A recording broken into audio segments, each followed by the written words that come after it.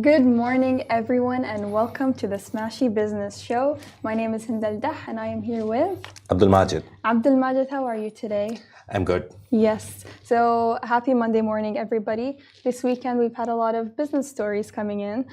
Saudi Arabia updates investment law, UAE amends anti-money laundering laws, and ADQ invests $1 billion in Sotheby's. Before that, let's begin with Elon Musk replying to a tweet by Hassan Sajwani, which is in relation to providing Starlink to help the Emirati field hospital in Gaza, to help people in Gaza.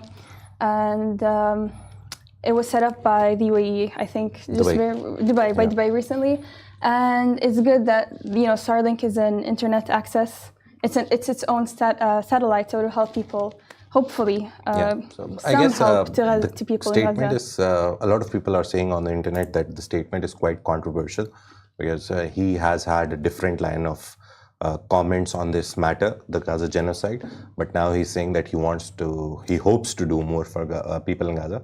So coming from him, I don't know. Elon Musk says so much nowadays. There's not much expectation from the us. value to his comments has become lesser and lesser by the day. Owning a social media platform doesn't mean that you have to comment on everything, I guess. And let's move to a very, very exciting news. Not for me, not for him, but for my son, actually. Well, for me also. Yeah, for us also, I guess. Yeah. Disney has announced a lot of theme park attractions. They've announced a lot of trailers to the new movies. But how does it concern, how is it connected to business? They recently reported that the number of visitors to their theme parks have been falling, and not drastically, but they have seen a very comparable and very significant decrease in the number of visitors. So I guess it's a two-pronged approach. One of it is that they want to experiment with new forms of movies. They have announced a lot of new movies. Then they've announced Moana 2. Very excited for that. They've announced Monstrosity, basically Monster yes. Inc.'s city. So yeah, that's also there. So it's going to be fun for the kids, yes, I guess. Of course. It's obviously nice to have their main theme parks, which I think are very iconic to people who visit Disneyland or who know about Disneyland. But to add these new attractions, especially about movies that have been done quite a while before. So Monsters Inc. was released many, many years ago. 2002. Yes. But it makes me excited because I love that movie. That's one of my favorite Disney movies. So to be able to see it in a theme park, I think would spark the child in me again. And I think many people as well. Also, the old tales of Disney, the older ones, Snow White, and all the stories that we've heard growing up.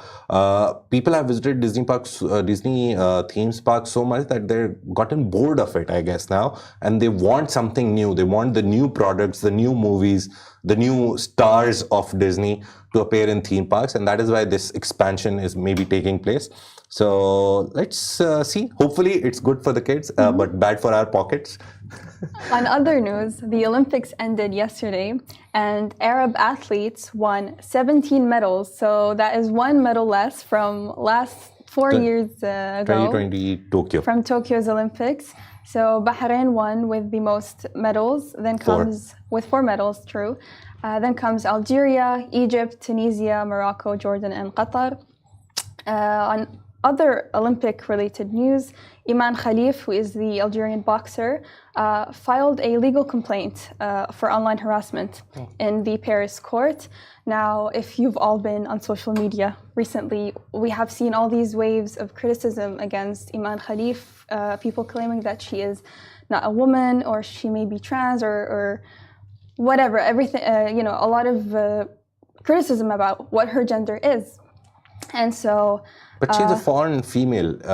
After that Italian boxer complained, I guess the Europeans can't take a punch, but after she complained and this whole controversy started, we've seen a lot of, I would say it's Islamophobia, it's regionophobia, I guess. It's the hate against the Middle East or the Arab athletes that came to the front in Paris 2024, to be honest. And Paris, to be honest, will be remembered for doing more things wrong than doing things right. Yes. And this Olympics, hopefully the closing ceremony was good. I saw it.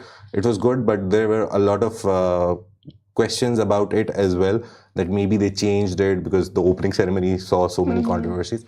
So let's hope Paris 2024 is a sign for Los Angeles, is a template for Los Angeles, the next Olympics. For that don't do Olympics. this. Don't do this. Don't. I highly doubt that. Yeah. Los Angeles is known for being very eccentric and very different kinds of people. So I don't think that. Maybe their opening ceremony will be a casino-themed opening ceremony. We'll see the next 4 years. But these are like the small news, the chit-chats that happened over the weekend. Let's move on to the main news that we have, the main business core news. First of all, let's talk about Saudi Arabia and their Vision 2030. Saudi Arabia has revamped its investment law, and the move has come to attract more foreign investors. That's the line that they've been towing for a long time now, and the new investment law, which will be applicable from 2025, will come into effect and will help foreign investors move into the country, move their money into the country, and use that to obviously make money from money, in simple words. So the revised legislation is designed to create more transparent, secure, and investor-friendly environment, aligning with global standards and enhancing the kingdom's appeal as a premier investment destination. They have a target of amount like $300 billion to earn by 2030, according to the Saudi Vision 2030. So to achieve that, they're trying everything.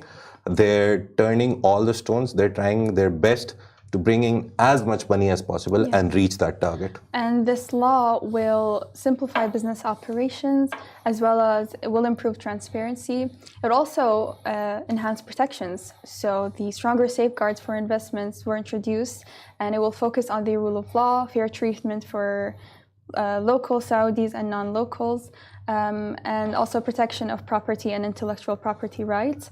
Again, it will simplify the processes, so the previous complex licensing system will be replaced with a more straightforward registration process, and will be supported by new service centers to speed up government transactions. There will also be fair competition with, the law will ensure equal treatment for domestic and international investors. So that's a really good sign, because Saudis make up the majority of the country. And so with foreign investors coming in, they will have fair competition and a competitive market environment. As well as that, the investors will gain access to advanced dispute resolution mechanisms, such as the Saudi Arbitration Center. And it will also be in alignment with international standards. So the law would be in alignment with the GCC and World Trade Organization standards, and also other international agreements. So I guess the revamped investment law is basically the step to boost foreign direct investment. They want more people to come in, more money to come in, and they've also highlighted that there will be some special economic zones that will be formed also under this new strategy, new investment law. And the important part is, what I saw, there was a number, very important number, that between 2017 and 2023, the foreign direct investment has surged in Saudi Arabia, 158% increase. It's not a small number, it's a very big number, and the term is like 6 years. So in 6 years, 158% increase. Foreign direct investment shows that Saudi Arabia's Vision 2030 is working for them, is bringing in a lot of money, in a lot of sectors. It's not just oil and gas that Saudi and the Middle East is famous for, that they are sitting on this gold and they always earn their money and their riches are because of this. They're diversifying their portfolios, they're diversifying the sources of income.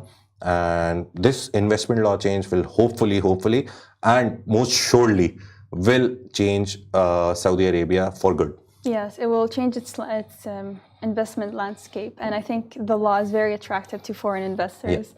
Moving on to our second news of the day.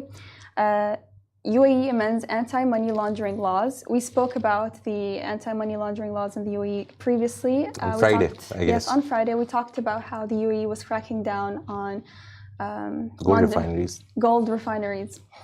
So the UAE has introduced significant amendments to its anti-money laundering and counter-terrorism financing laws as part of its ongoing efforts to combat financial crime. These changes will aim to strengthen the country's compliance with international treaties and enhance the effectiveness of its strategies against money laundering, terrorism financing, and other illegal activities. So the key highlights that I found in this new law, Hind, to be honest, it was a comprehensive new decree.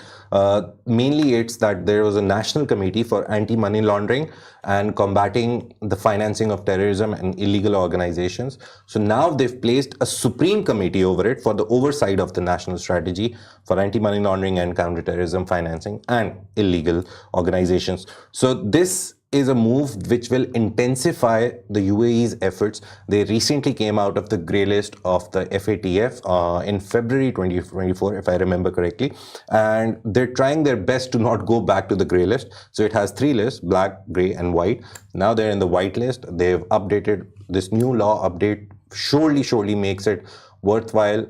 It surely makes it a good improvement from what UAE had. And now, obviously, we'll see the effects soon enough. They recently also fined a bank also. Yeah, they fined a bank, and the bank was also involved with some anti-money laundering violations. So they're doing their best. They don't want any money laundering happening in the UAE. They don't want any counter-terrorism financing or financing for terrorism going there. So it's a good move. The last time we talked about it was when they fined 30. They actually banned 3 gold refineries for 32 gold refineries for 3 months.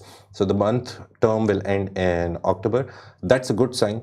Again, hopefully it will divert other people from doing the and same. make the financial task force, the FATF, happy, and avoid UAE from going back to the grey zone. Yes.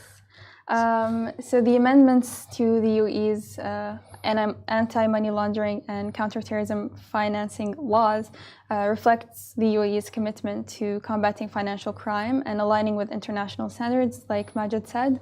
The establishment of dedicated committees will enhance the oversight and effectiveness of these efforts.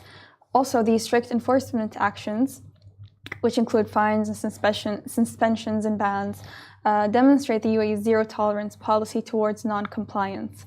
The country's removal from the FATF grey list marks a significant milestone in its efforts to improve financial integrity and attract global investment. I think that's good also, because when people people wanting to invest in the UAE know that the country is taking these anti-money laundering laws seriously, it will become more attractive to them, and so it will bring in more investors. I think there's the European Union, when they do trade with any country, they have this a whole document which you have to follow. So it'll be good for UAE's trade with Europe, that because they have very strict laws. You have to empower your women. There's very varying types of codes and things that you have to follow before you do trade. And Europe also has it's funny that they also have a category system, where if you're in the higher category, you pay less tax, and if you're in the lower category. So UAE most probably will move up in that category. And that's really good. Yeah, doing business with Europe will become cheaper, and obviously the country will save more money. Let's move on to our last story for today. It's a very interesting story. Abu Dhabi Sovereign Wealth Fund, the ADQ, has invested $1 billion in Sotheby's. Now, what is Sotheby's? Sotheby's is a fine arts and it's an auction house for fine art and luxury goods.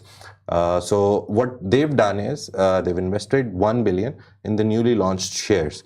And some key highlights. Hind has a lot of key highlights for us from that move.